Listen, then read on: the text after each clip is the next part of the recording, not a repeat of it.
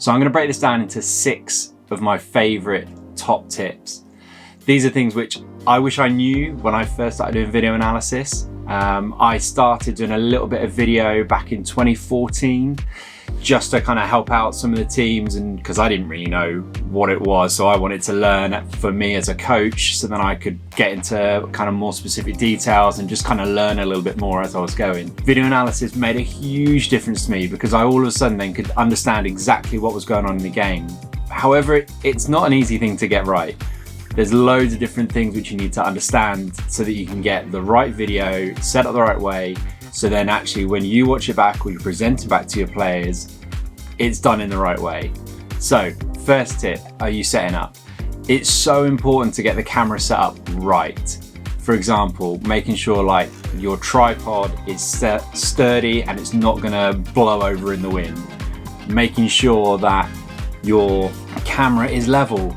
Check this out for a dreadful bit of filming. There is no way you can film on that. So make sure that your camera is level. Little tip, zoom into the far end goal. Make sure the top of the crossbar is level with the top of the inside of your camera, and you'll be all good and all set to go. And no matter what happens from then on in, at least the camera will be level and you're all gonna be good. Second thing within that point, just make sure you're not looking into the sun. Obviously, if you go somewhere and there's a tower already set up, make sure there's nothing you can do about it. But if you have a choice, maybe you're there to set up the tower, you're given the opportunity to set something up, make sure that for the majority of the day, it's not facing into the sun. Otherwise, if you get 2 teams in similar color shirts, you're never gonna see who's who. So the second thing is the what. What are you filming for? So does your coach want you to have a tactical view? Are you filming for social media where you're gonna have a bit more like match of the day style footage? Or are you filming somebody up for some individual feedback? Those 3 things require very different filming. I'm just gonna concentrate on tactical footage. So this is end on and what a coach, and what I look for and what other coaches who I speak to about analysis are looking for at the moment. So there's a couple of really simple tips in this. 1, we're trying to film the pitch. We're not filming the stands or the sky or the trees in the background. Make sure that the camera is focusing on seeing as much of the pitch as possible. So here's a few good examples of what it looks like, and here's some not good examples. You can totally see the difference already. The not good example, you can see a lot of sky and you can only see a little bit of the pitch. Now the good example is the same shot, just cropped a little differently to how it was filmed. Here you can see so much more of the pitch, which from a coaching point of view, that's what you want to see. You want to see the players. So make sure that you get the edge of the frame on the edge of the pitch so you can see as much of the pitch as possible. Second thing, like I said earlier, we're not trying to film the sky. So if you're zooming into the far end, really make sure that you're looking at the top of the crossbar down, not looking at a load of sky, because the sky is not going to make you win or lose a game. What's happening on the green stuff, that makes a difference. Next thing, when you're zooming into the far end, make sure that you work off of a circle width. I see so many guys where they zoom into the far end, they get really excited and zoom in on the guy who they think is going to score the goal, ball gets passed and somebody else scores, and you totally miss what happened. So as a general rule of thumb, don't zoom in any more than the width of the circle. This makes it really easy then for, if you're giving somebody the camera who's maybe not filmed before, tell them to film pitch, not sky, sideline on the side of the frame, and make sure that they don't zoom any more in than the width of the circle.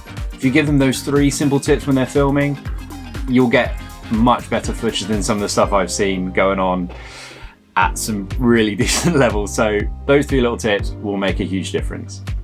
Next thing, we're going to talk code windows. So there's loads of different ways in which you can set up your code window.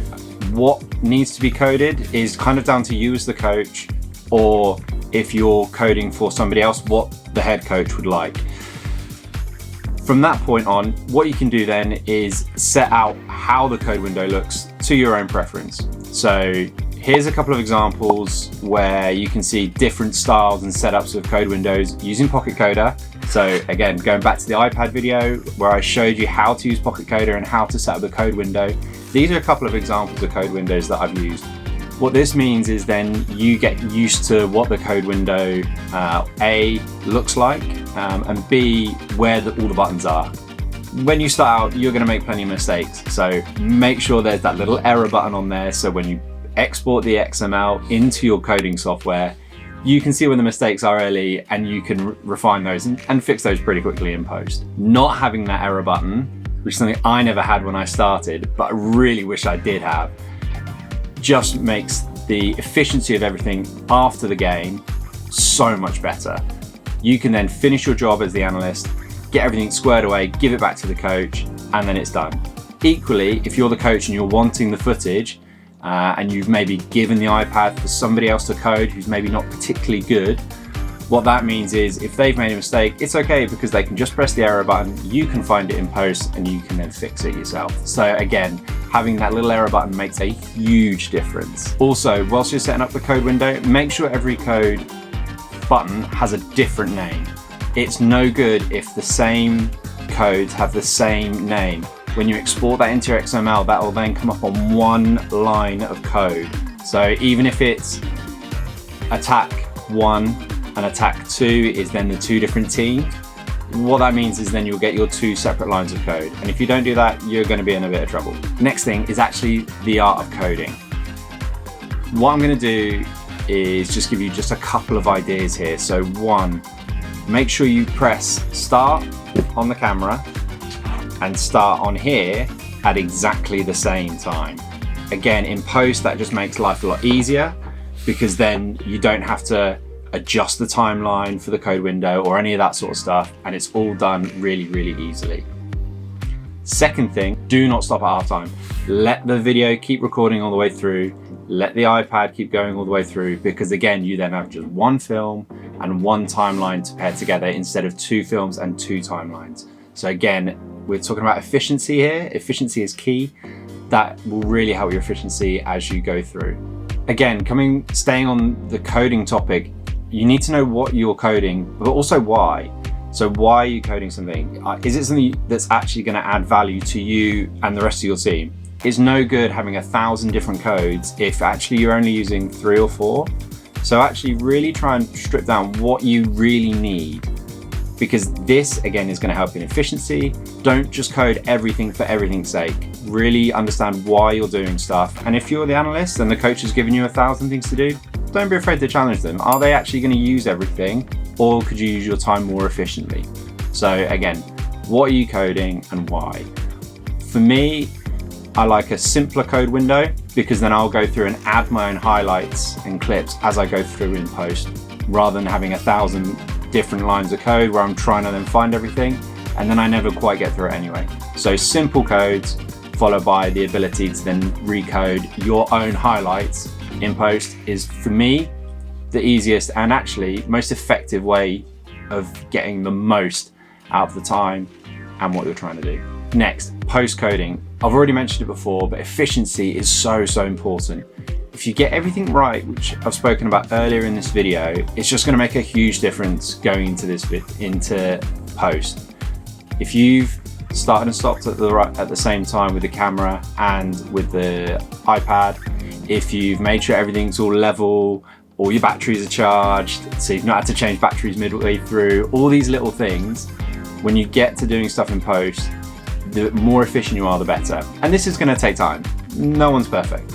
So the more you can practice, the more you can work on how can you be more efficient so that post game, everybody has all the information they need, the better. So don't be like, oh, okay, I'm going to wait and hold off and do stuff.